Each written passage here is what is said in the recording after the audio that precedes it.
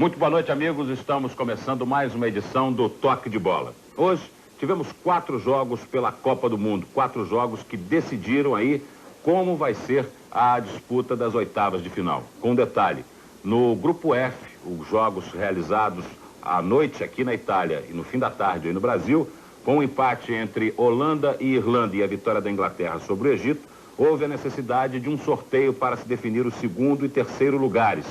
No sorteio realizado pela FIFA, logo após o jogo, a Irlanda ficou com o segundo lugar e a Holanda com o terceiro lugar. Daí em diante, tudo definido, o Brasil joga mesmo contra a Argentina no próximo domingo, dia 24.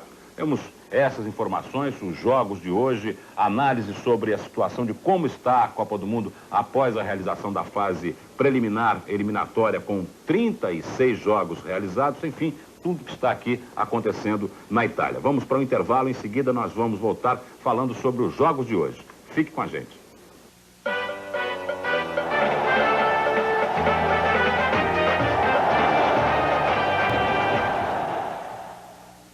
Muito bem, de volta então na sequência do Toque de Bola, dizendo que aqui no nosso estúdio da Rede Manchete em Roma, eu estou ao lado de Armando Marques e de Alberto Léo, e nós vamos ter a participação dos companheiros Márcio Guedes e Zagallo no estúdio da Rede Manchete lá em Asti. O Alberto Léo agora fica encarregado então de apresentar os jogos de hoje que foram realizados aqui na Itália. Alberto. Paulo, vamos começar então com o jogo Uruguai e Coreia. O jogo começou a definição do Grupo E. Vamos aos gols então do jogo do Uruguai. Muita gente esperava uma goleada neste jogo e já aos 30 segundos do primeiro tempo, o Uruguai ameaçou a Coreia com esta bola na trave no chute de Francesco ali. Mas no primeiro tempo foi isso mesmo. O Uruguai só voltou a assustar no começo do segundo tempo, uma cabeçada na trave de Aguilera.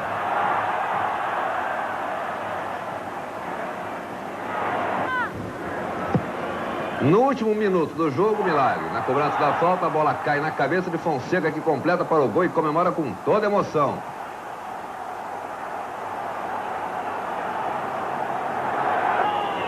Reveja agora o gol que deu ao Uruguai um lugar na segunda fase da Copa do Mundo. Um gol muito comemorado pela comissão técnica, pelos jogadores e, é claro, por toda a torcida uruguaia.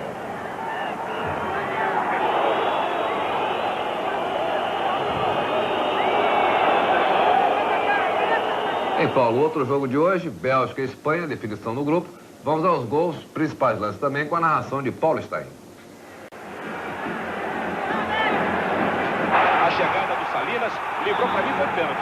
Ele se atirou, lá tá lá, marcação perfeita de Juan Carlos Tal, pênalti contra a Bélgica. Predome apelou em cima do Salinas. Veja só, o passe do Traguenho. Salinas, condição legal que o Debol dava, ele entra lá, o Predome entra e puxa a perna dele.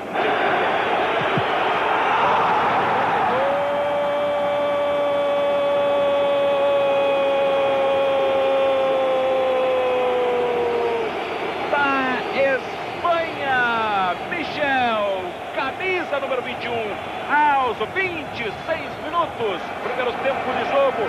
Michel, o artilheiro da Espanha, escreve agora no placar de Verona. 1 para a Espanha, 0 para a Bélgica. Será que vai pro Verfurt? O Chico passou, o Verfurt na curva, bateu na barreira.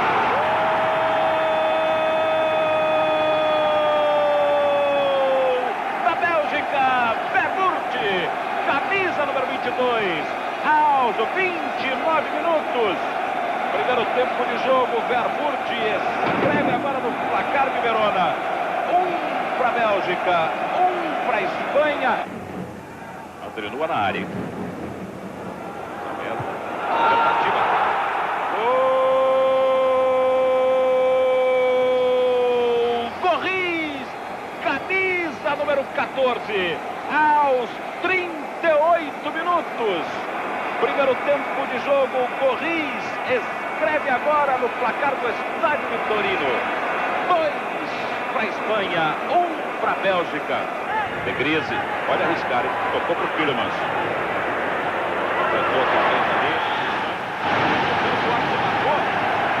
Aí, pênalti contra a Espanha, a meu ver, um pênalti acomodador. Tenho dúvidas se houve falta nesse lance. Vamos rever. Olha lá. Stanley. Pênalti, tá certo. Tá certo, claro.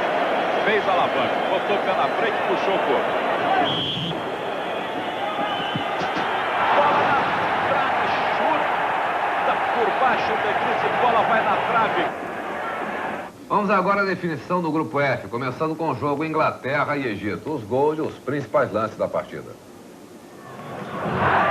O primeiro lance de perigo é da seleção do Egito. Na confusão, a sobra fica com Abdul, que chuta de fora da área. A bola desvia em outro jogador do Egito e vai para fora.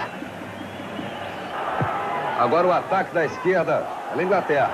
O zagueiro Ramsey se atrapalha toda e depois no tumulto, Steve Ball chuta para fora.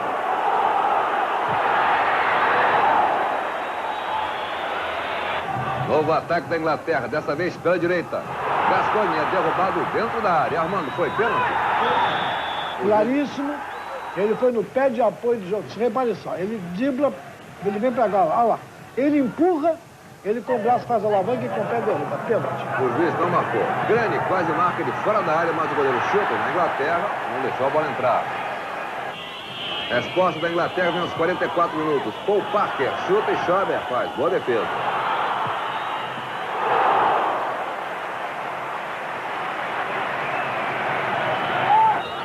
Segundo tempo, Lineker fez boa jogada pela esquerda e toca para Cris. O cruzamento bom, perde a chance. Abdul de fora da área, assusta o goleiro Chilton. O gol da Inglaterra vem após da cobrança de falta de Gascoigne. Wright de cabeça faz 1-0 para a Inglaterra e você vê de novo.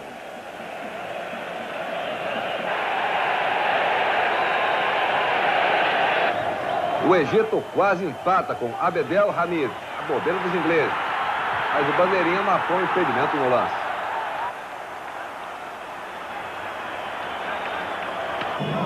Gascoigne bate a falta, o goleiro Schober defende. O placar final ficou mesmo Inglaterra 1, ela primeira do grupo, 0 para a seleção do Egito. E agora os gols e principais lances da partida Holanda e Eire, com Osmar de Oliveira. Walters. Outra vez Van Basten. Olha se essa bola passa, era perigosa, hein? Recuperação holandesa. Vem aí o líbero Coman. Ele até bate em gol, hein? Bateu, perigosa, pegou Bonner.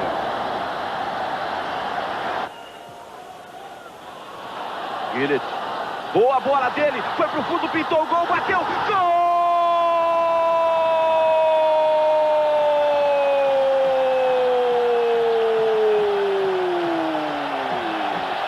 Aí ele sabe tudo. Gillett, a 10 minutos e 30 segundos do primeiro tempo, abre a contagem em Palermo. 1 para a Holanda, 0 para a Irlanda. Na Greta. Daí, bola perigosa. Van Breukelen foi bem para fazer a defesa.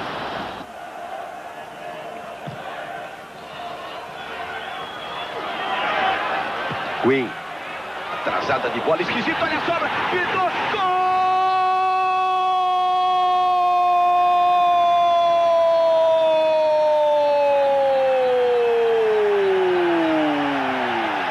Queen, empatado o jogo, a 26 minutos do segundo tempo, agora desclassifica o Egito.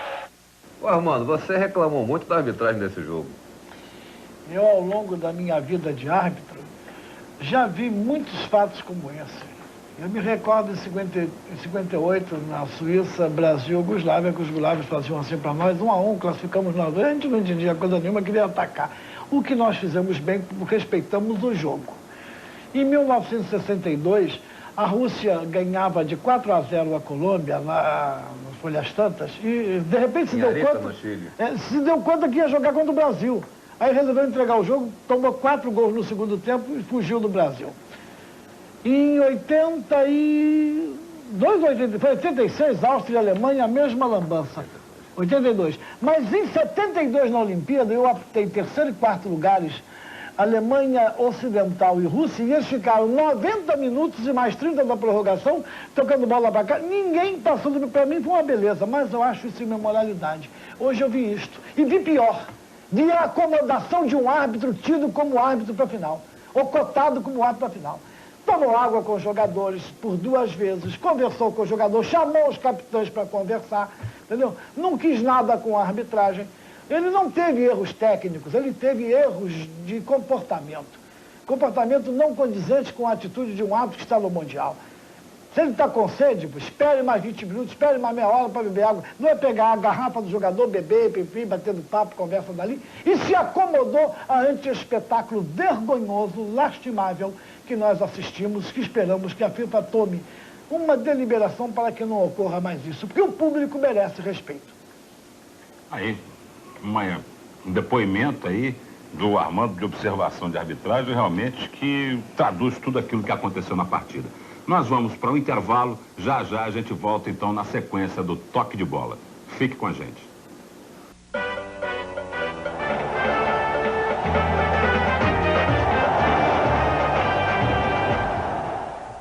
Muito bem, na sequência então do toque de bola, vamos falar agora sobre seleção brasileira.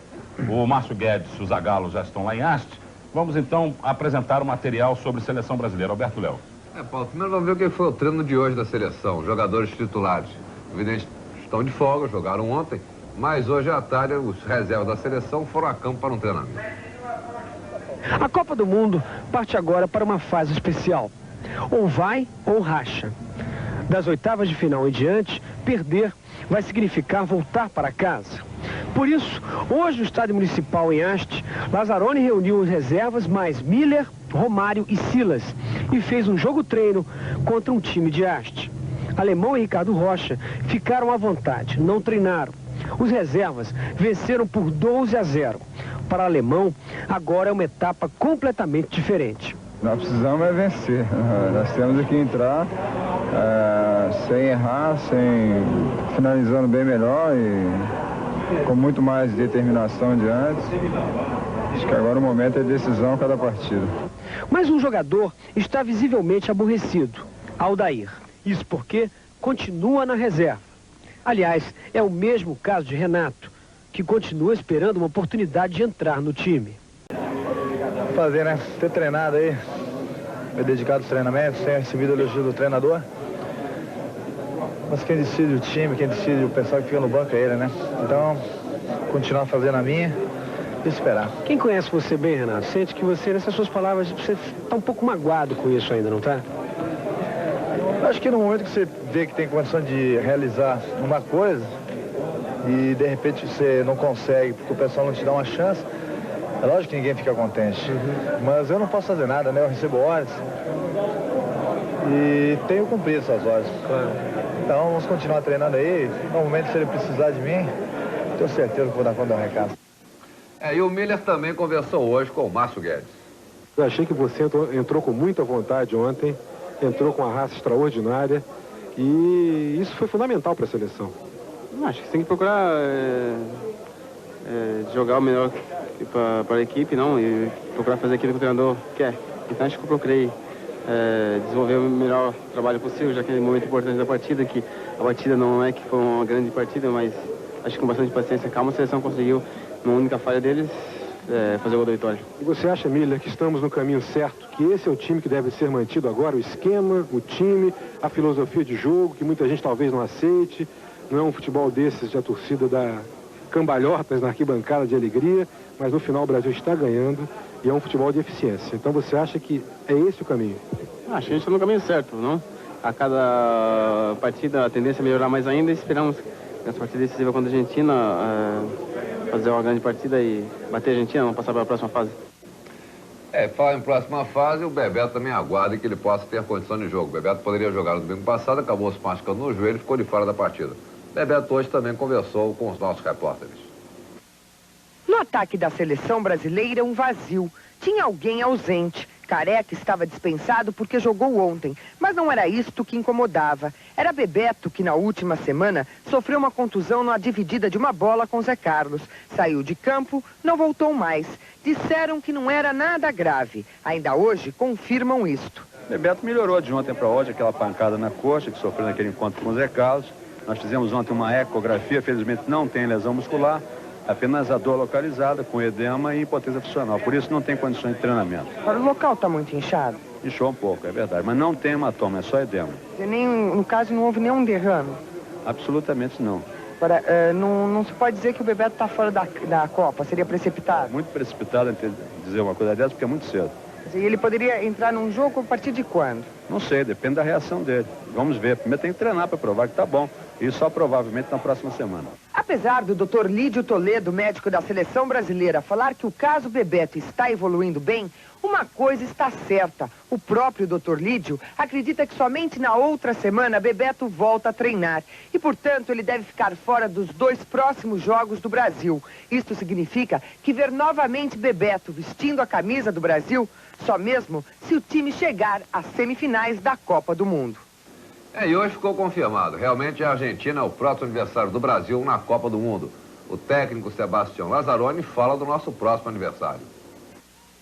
A seleção brasileira conhece bem a Argentina? Você conhece bem o futebol da Argentina? Bom, nós já conhecemos porque há pouco tempo atrás nós jogamos contra na Copa América.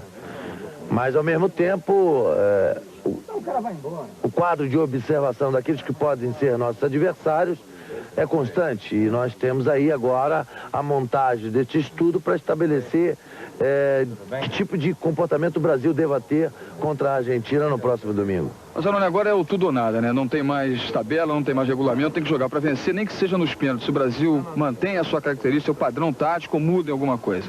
Não, acho que tem tabela, tem regulamento, tem até um caso novo que é prorrogação e pênalti. Mas é a fase da guilhotina. Terminado tudo isso, aquele que perder sai fora. Então o Brasil tem que viver bem isso e tentar superar dentro do jogo a equipe adversária, sabendo já de antemão que é um grande adversário, que é a Argentina. Varone, todo mundo sabe, na Argentina tem um jogador muito especial chamado Diego Maradona. Para nós da seleção brasileira, vai haver alguma marcação especial em cima desse jogador? Eu espero que aquela marcação mais especial que a gente possa e tenha capacidade de realizar sobre toda a Argentina, inclusive o Maradona. Qual a avaliação que você faz dessa primeira fase da Copa do Mundo? Superou a sua expectativa, a qualidade do futebol? Como é que você analisa? Eu acho que está dentro da normalidade. Muita aplicação, muito empenho, um jogo quase igual, independente dos nomes das equipes, e gols, que é a razão maior do espetáculo. Próximo jogo Argentina, mas na tabela já se sabe que futuramente adversários do Brasil, Espanha ou Iugoslávia. Já houve um estudo, alguma conversa com Jairo dos Santos, que é o analista técnico da seleção brasileira e que te passa todas as informações, Lazzaroni? Não, acho que a cabeça do Brasil todo tem que estar voltado para a Argentina. Depois de superar a Argentina, se Deus quiser, a gente passa a pensar nos outros. Agora o Jairo não, ele tem uma função que não deva estar pensando na Argentina mais.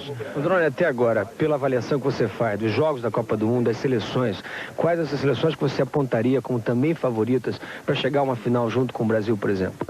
Não, eu acho que agora igualou todo mundo. O favoritismo já acabou porque a competição já começou. E vai do que cada um apresentar. Hoje de tarde, enquanto se aguardava a definição da tabela, os próximos adversários, a seleção da Argentina foi a campo para mais um treinamento. Maradona está com um probleminha no tornozelo. Confira só. Os jornalistas ficaram no compasso de espera na entrada do hotel onde a seleção da Argentina está concentrada, na cidade de Trigória, 40 quilômetros do centro de Roma. Às 6h30, pontualmente, a imprensa pôde entrar, mas os torcedores tiveram que ficar de longe. Depois de meia hora de espera, os jogadores finalmente saíram da toca. Falar com eles é que não foi tarefa das mais fáceis. O meio-campo Batista disse que o clima entre os jogadores está bom. As tensões já passaram. Podia estar melhor, disse ele. Muito melhor. Mas estamos bem e contentes por esta classificação. No próximo domingo, a Copa da Itália vai reviver um clássico sul-americano. A seleção argentina enfrenta a seleção brasileira pela 4ª vez numa Copa do Mundo. A primeira foi na Copa de 74, na Alemanha. O Brasil venceu por 2-1. A segunda foi na Copa de 78, na Argentina, 0-0. E a terceira vez foi na Copa de 82, na Espanha. O Brasil faturou mais uma, 3-1.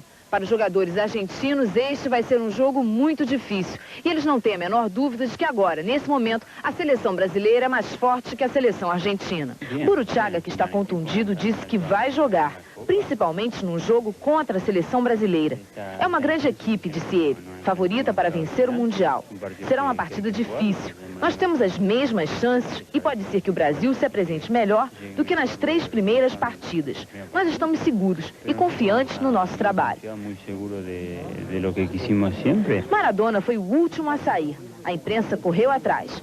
O jogador disse que está irritado com alguns torcedores argentinos que estão duvidando da contusão que tem no tornozelo. Por isso, optou pelo ditado, ver para crer. Mostrou o tornozelo para todo mundo. Depois, falou sobre o jogo contra o Brasil. De las favoritas para el campeonato del mundo, para ganar. Ha tenido 3 empates con ellos, 3 derrotas y un empate con la selección de Brasil. ¿Cómo lo ven en este momento, por cómo está la selección de Argentina? Yo solo le pido a Dios que haya una primera vez para Argentina. ¿Cómo se siente la selección? Maradona, nos sentimos bien. Maradona, segundo os jornais, no me gusta que me Não, querido, graças. Quando a bola começou a rolar no campo para um rápido treino técnico, Maradona andou atrás da bola. Ameaçou um chute, lembrou do tornozelo inchado e preferiu não arriscar. O técnico Carlos Bilhardo não quis muita conversa e nem adiantou a equipe que entra em campo no domingo contra o Brasil. Só amanhã, né? Sim, amanhã. A que hora? À tarde, né? Nosso Maradona está aí, né? A mim não me gusta e tal, tudo bem. Bom, vamos à sequência do noticiário, as informações complementares sobre seleção brasileira com o Márcio Guedes. Boa noite, Paulo. Boa noite, amigos do Brasil. Um dia de tranquilidade para a seleção brasileira. O resultado contra a Escócia, os 6 pontos obtidos em 3 jogos, deram tranquilidade, deram mais convicção ao Lazzaroni sobre o esquema de jogo, sobre a manutenção de 2 atacantes, e o Miller e o Careca titulares absolutos a esta altura dos acontecimentos. E também a novidade é que depois da ótima atuação do Ricardo Rocha, ele tem 95% de possibilidades de continuar como titular. O Moser hoje deu entrevista, lamentando um pouquinho a situação, os 2 cartões que recebeu, mas dizendo que não vai criar caso, não vai dar declarações de que pretende arrumar as malas e ir embora com outros jogadores e tal, e que é tudo em nome agora do grupo e da boa caminhada da seleção brasileira. Em relação à Argentina, opiniões divididas, todos achando que a Argentina atravessa realmente uma má fase, não vem jogando bem, não vai criar futebol da noite para o dia, mas de qualquer forma, pelo Maradona, pela tradição, pela gana da Argentina de vencer o Brasil, coisa que não acontece há muito tempo, o próprio Maradona é um tabu para ele, de repente a Argentina pode ser um adversário traiçoeiro para a seleção brasileira e não seria, evidentemente, o adversário ideal tão cedo nas oitavas de final. Como vocês viram pela matéria também da Isabel, a situação do Bebeto é muito difícil, ele vai precisar de mais uma semana para voltar a ter ritmo de jogo e aí vão faltar 2 partidas, quer dizer, é um pouco complicado o aproveitamento do Bebeto. E hoje foi decidido também que a seleção volta a Rubio, evidentemente, se passar pela Argentina. Fica ali no mesmo hotel que estava durante uma semana e sai apenas para jogar a sua partida pelas quartas de final em Florença, né? Um jogo que pode ser aí contra a Espanha e a Iugoslávia. Eu acredito mais até que vai ser contra a Espanha. Zagallo, você quer algum detalhe aí sobre a seleção brasileira? Não, você tocou num assunto aí, o Moser parece que teve um equilíbrio, né? Exatamente. Dando uma resposta positiva, no caso, sensata, que se o Roberto Rocha ficar, que ele não vai ficar dando declaração. É isso aí que faz parte de um grupo, né? Com a cabeça no lugar, se ele voltar a jogar, tudo bem. Se o treinador quiser o Roberto Rocha, ele vai optar e ele vai ficar no banco. E essa é a função do jogador. Com relação ao Ricardo Zagallo, o problema Zagallo, não, só para te dar uma coisa, porque você falou 2 vezes, porque isso acontece. É branco na memória, é Ricardo Rocha só. Ricardo Rocha. Você falou Roberto. Roberto dinamite com Rocha, dinamite com Rocha. Tudo bem, valeu. É só para lembrar, porque senão tá de volta, o cara não será que não sabe? Zagallo sabe sim, que às vezes a gente troca o nome, acontece. Já chamei o Armando de João Saldanha, é mole? Vai lá, Zagallo. Mas a entrada do Ricardo Rocha, no caso, ele deu ali com os 3 jogadores atrás uma movimentação até melhor. Foi o melhor posicionamento que eu vi desses 3 jogadores. O Roberto Rocha dando uma situação, o Roberto Gomes indo, o Mauro Galvão saindo. Então eu creio que, pelo que eu estou sentindo, o Lazzaroni vai manter o Roberto Rocha. Com relação ao Ricardo Rocha. Exatamente. Com relação ao Romário, eu acho que foi um teste positivo. Mas numa partida decisiva, eu creio que quem está melhor no momento é o Miller. E eu creio que o Lazzaroni deve optar, ainda não sei se ele falou alguma coisa. Não, ele oficialmente não diz, Zagallo, mas tudo indica que ele vai começar o próximo jogo exatamente como terminou a partida contra a Escócia, porque hoje ele elogiou muito o Ricardo Rocha e elogiou muito o Miller. Agora, considerando também, que você inclusive acabou de falar sobre isso, e eu concordo também, que apesar de tudo o Romário não foi muito bem, mas foi válido para se ver exatamente como está o Romário. Está com alguns rompantes de grande jogador, de oportunista, quase fez um gol, mas está fora do seu ritmo normal de jogo. Tanto que a Escócia fez um esquema forte, usou até um líbero, coisa que não costuma acontecer. O Careca teve que sair muito da área e o Romário, por falta de maior mobilidade, perdeu vários lances em que precisava de movimentação e de agilidade. Quer dizer, é uma ótima opção para o banco, de repente, para o segundo tempo, mas o Miller está em ritmo de jogo, está muito mais jogado. Ele e o Careca se entendem bem. Acho que não há muito problema em relação a isso, né? E essa partida é decisiva, é importante, claro, para uma continuação, porque o Brasil até agora pegou equipes concentradas num setor defensivo. E o Brasil, ele só melhorou justamente só melhora, vamos dizer, quando as equipes saem, né? Vêm jogar. Quer dizer, a Suécia ficou atrás, a Costa Rica mais atrás ainda, e a Escócia também ficou na dele, querendo aquele empate de 0-0. De modo que, então, o que eu senti naqueles 5 minutos finais, depois do gol, o desequilíbrio. Eu até comentei, até com o Dunga, que ele foi entrevistado, o futebol brasileiro, no caso da seleção atual, tem que aprender a segurar a bola. Isso é de grande importância. Você não acha isso, Márcio? Eu concordo inteiramente. Eu acho que 1-0 naquela altura dos acontecimentos, o Brasil se empolgou com a possibilidade de fazer o segundo, porque a Escócia saiu, porque na ela não interessava evidentemente a derrota. Quando o Brasil viu espaço, se mandou também, ficou um jogo aberto. Agora, esse jogo aberto, para a Escócia era tudo ou nada. Podia dar também empate, como quase deu se o Taffarel, depois de 180 minutos, finalmente fez uma defesa, uma grande defesa, uma defesa maravilhosa, que nos salvou de um empate que eu considero injusto pela própria movimentação da seleção brasileira. Eu tenho certeza que a equipe que sair contra a seleção brasileira, ela vai dar o espaço e a nossa equipe desenvolve muito mais nessa situação de jogo. Bom, aí, portanto, complemento sobre seleção brasileira do Márcio e do Zagallo, nós vamos para o intervalo. Em seguida, vamos falar aí como é que ficou todos os jogos, como é que ficaram todos os jogos para as oitavas de final da Copa do Mundo. Fique com a gente.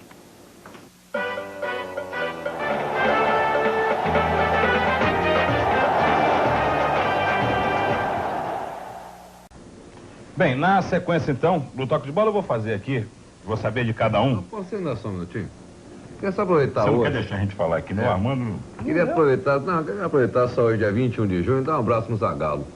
Exatamente 20 anos atrás, o Brasil conquistava a Copa do Mundo. No dia de hoje, 21 de junho. Quer dizer, aqui na Itália já é 22, você está dando pelo Brasil, a data do Brasil ainda que é 21, né? Então, Zagallo, de Roma para Turim, aí para Acho, um abraço para você pelo 21 de junho. Agora, Alberto, o Zagallo também tem um outro motivo para comemorar esse 21 de junho, hein? Qual é o motivo, Zagallo?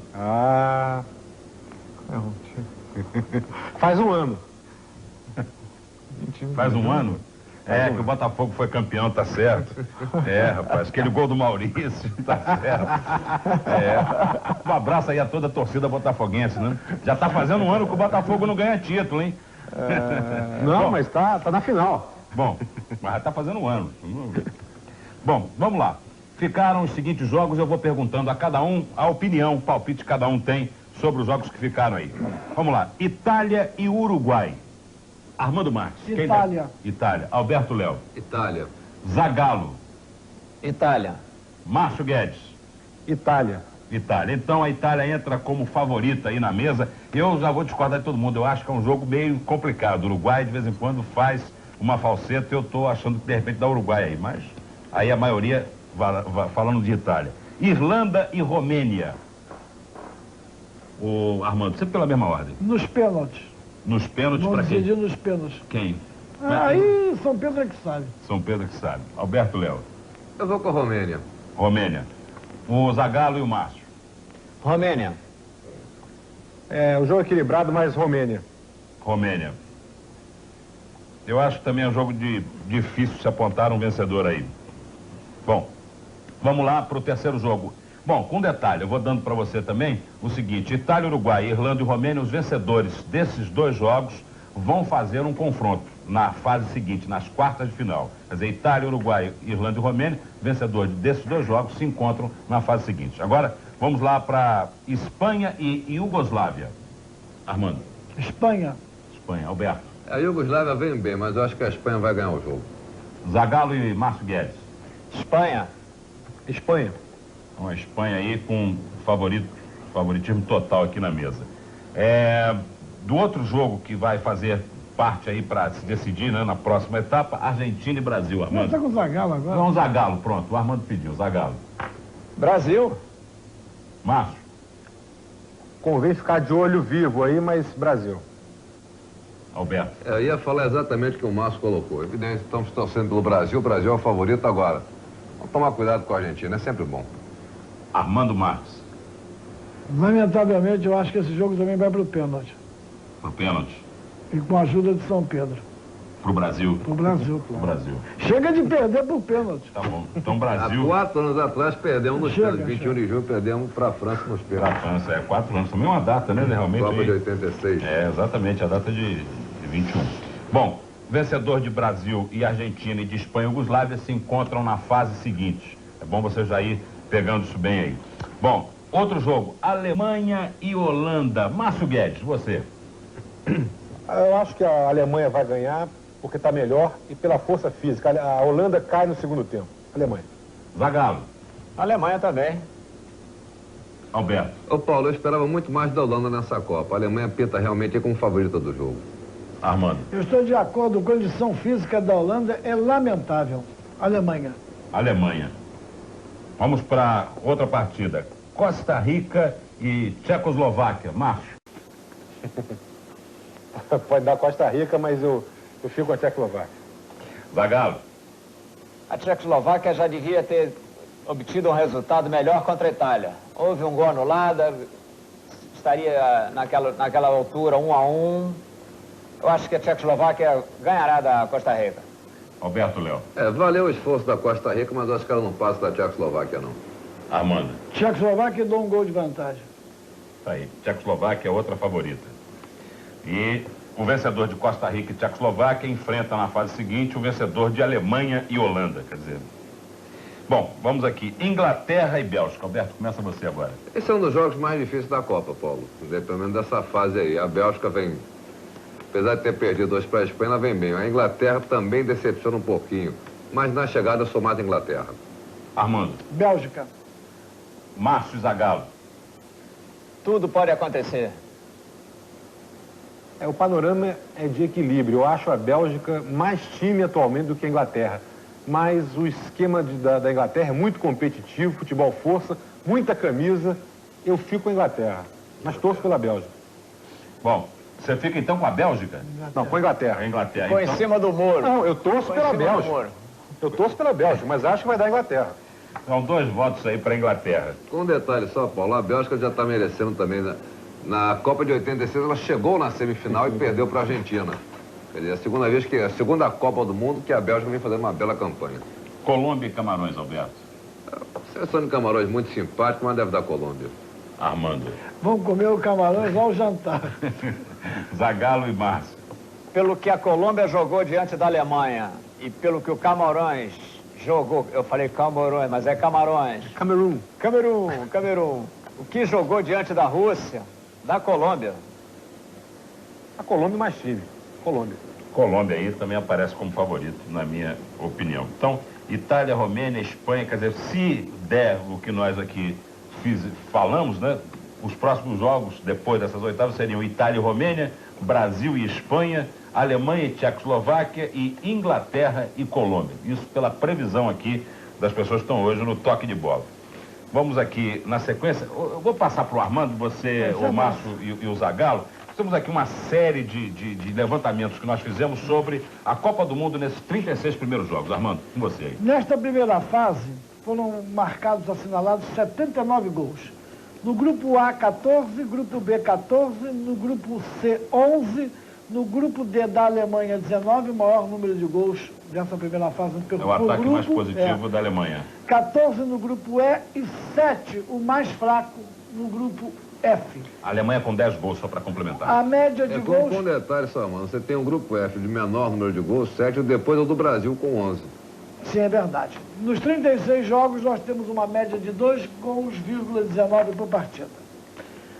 Nós tivemos 103 cartões amarelos aplicados nesses 36 jogos. O Brasil teve 5, 2 do Moser, 1 branco, 1 Dunga, 1 Jorginho. Branco, Dunga, Jorginho continuam pendurados com 1 cartão cada um. A Áustria, com 11 cartões, foi o maior número de cartões por país nesta primeira fase. E a Irlanda do Sul, se terminasse a Copa hoje, levava o troféu Fair Play. Só teve 1 cartão amarelo. 1 cartão. Agora, você dá essa média que é importante aqui. 2,80... Foi você quem fez? 2,88 cartões por jogo. Quase uma média de 3 cartões por jogo. 8 cartões vermelhos, 8 expulsões. Camarão 2, Bélgica, Áustria, Emirados Árabes, Estados Unidos, União Soviética e Coreia do Sul, 1 cada um. Argentina... Um detalhe só para completar aqui, Armando, eu peguei essa informação. Com esses 8 cartões amarelos, a Copa do México até então tinha sido a Copa com maior número de expulsões, com 8 cartões. E aqui, já só nessa primeira fase da Copa da Itália, já está igualado esse recorde e triste que pertencia à Copa do México. A Argentina, nosso próximo adversário do Brasil, tem 7 cartões amarelos. Sensini, Canigia, Maradona, Monzon e Batista, 1 cada um. O Cerrizuela levou o 2º cartão, 1 jogo suspenso e 0 cartões. Nós temos, dos 36 árbitros que estão aqui convocados pela FIFA para o Mundial, 7 não atuaram em jogo nenhum nesta primeira fase. E pela procedência deles, acredito que passarão em branco nesta Copa do Mundo, que é o Miranda do Gabão, o Razal da Algéria, o Litvitsky da Polônia, o Lohrenck, que foi bandeira hoje do jogo da Holanda com ele, da Austrália, o Mandi de Bahrein, o Armando Pérez, sobrevivente da Colômbia, e o Bernilho Assintra, um excelente juiz da Costa Rica, também sem apitar. Os melhores juízes selecionados pela Manchete, pelo menos no meu entendimento, desta primeira fase foram o Yugoslavo Zoran Petrovic, em Inglaterra e Holanda, o austríaco Helmut Kohl no Brasil e Escócia, com uma aula de arbitragem, o brasileiro José Roberto Reit, com 2 arbitragens de alto nível, apesar de eu continuar achando que foi pênalti contra a Áustria. O Kirchen, alemão oriental, e o João Lostol, argentino, que hoje cobrou 2 penais maravilhosos nesse jogo Espanha e Bélgica. E o pior juiz da Copa, evidentemente, é o senhor Erik Fredriksson, sueco, juiz de basquetebol. É o juiz do jogo Argentina e União Soviética. É bom lembrar para quem não... É aquele juiz de basquetebol. E, evidentemente, ele não deu aquela terrível mão e dali se lambançou todo. Quero também salientar que o juiz de Colômbia e Alemanha Ocidental foi uma tragédia, porque ele teve um critério contra os jogadores da Colômbia e um critério mais benevolente, mais complacente com os jogadores da Alemanha. Bom, só para completar essas curiosidades de Copa do Mundo, amanhã, meio-dia, hora da Itália, 7 horas da manhã, hora do Brasil, serão conhecidos os árbitros dos 8 jogos das oitavas de final. O jogador Tifo, que hoje, o jogador da Bélgica, que hoje perdeu um pênalti no jogo contra a Espanha, ele perdeu o 5º pênalti nesta Copa da Itália. E assim supera o número de pênaltis perdidos numa mesma Copa, que foi a do México, em 1986, com 4 pênaltis perdidos.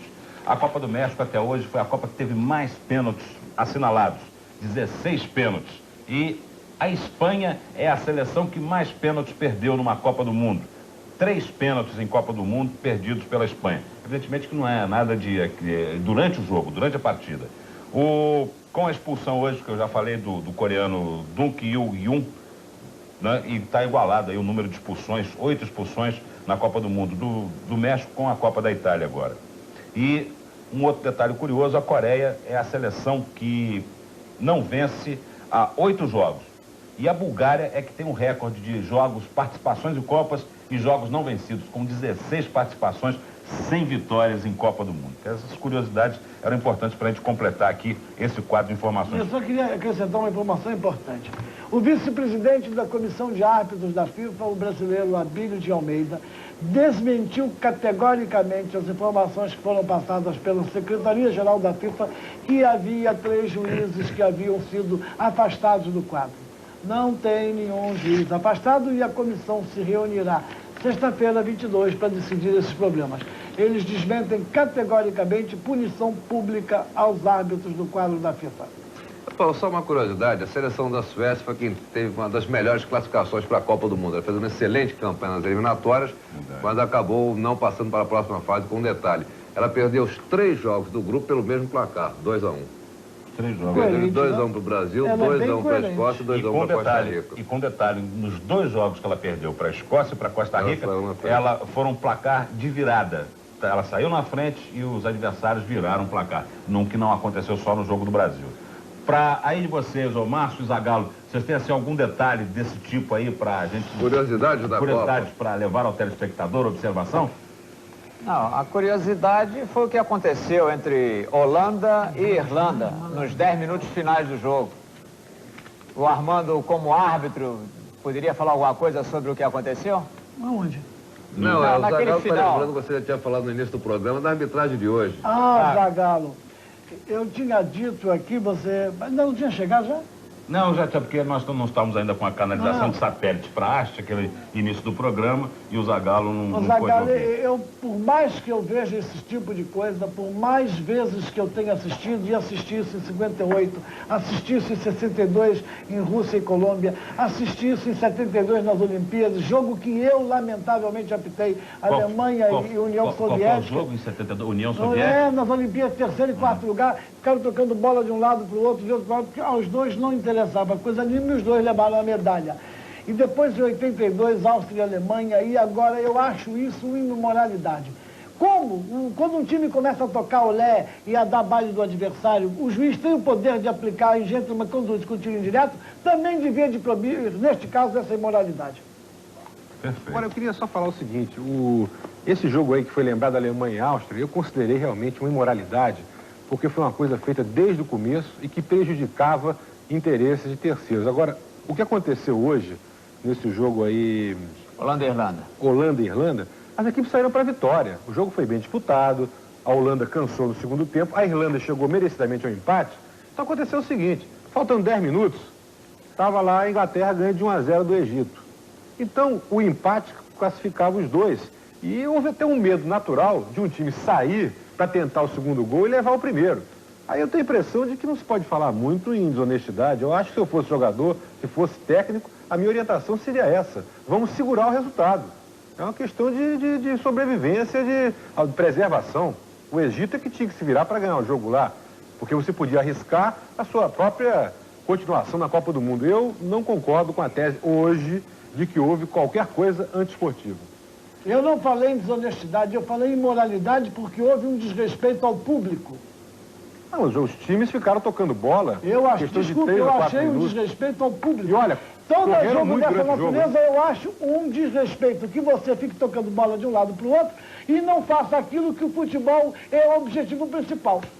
Mas, por exemplo, no futebol brasileiro, ficou muito famoso durante anos a questão do olé, que era uma coisa altamente técnica, de jogadores que tocavam a bola de pé em pé. O Botafogo do Zagallo, inclusive, segurou vários resultados nessa base. E o próprio Zagallo reconheceu que no Brasil e Escócia, o Brasil devia tocar a bola para segurar o jogo. Peraí. Segurar a bola com um objetivo é uma coisa. Não, mas ficou um time assistindo o outro. Mas não foi bem totalmente assim, diferente. O público até saiu. Quer dizer, ele não estava vendo nada dentro de campo, ele foi para a rua. O público italiano saiu, mas o público holandês e o público irlandês, os dois, a torcida se uniu, comemorou fartamente o resultado. Você viu na televisão. A classificação da Holanda nessa situação foi vexamosa. Como? Vexamosa. Tem que inventar, pô. É isso aí. Pô. Já inventaram, né, Zagallo? Por que você não pode inventar também? Né? A verdade é essa. Agora, Paulo, outro detalhe é o seguinte, o Brasil, para quem acredita em escrita, superstição e tal, os dois próximos adversários, se passar pela Argentina, pode ser a Espanha. São dois tradicionais fregueses de caderno do Brasil, principalmente em mundiais. Para quem acredita. É isso aí. Vamos para o intervalo, já a gente volta então na sequência do Toque de Bola. Fique com a gente.